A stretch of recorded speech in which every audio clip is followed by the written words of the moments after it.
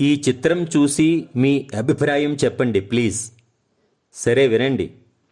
అవసరం కాబట్టి అమ్మ నాది అన్నారు. అవసరం లేదు కాబట్టి అమ్మ వద్దు అంటున్నారు. ఇంతేనా? ఇంతేనా అంటే అమ్మ వాళ్లతో ఉంటే వాళ్ళు దేవాలయాలకు వెళ్ళడం, పూజలు అభిషేకాలు చేసి ధనం ఖర్చు చేయడం లాంటి అవసరాలు ఉండేవి కావు. అంటే అంటే అమ్మ అనే అమ్మవారు మనతో ఉన్నప్పుడు ఇక దేవాలయాలకు ఎందుకని? మరి కొడుకుల పరిస్థితి ఏంటి? ఇంకెక్కడి కొడుకులండి? స్వార్థంతో అమ్మను నెట్టేసినప్పుడే వాళ్ళు దొంగనా కొడుకులు అయ్యారు. ఇక ముందు ముందు చూడండి. మరైతే అమ్మకు బాధ ఉంటుంది కదా. భలేవారండి మీరు. అమ్మకు బాధ ఉండదండి.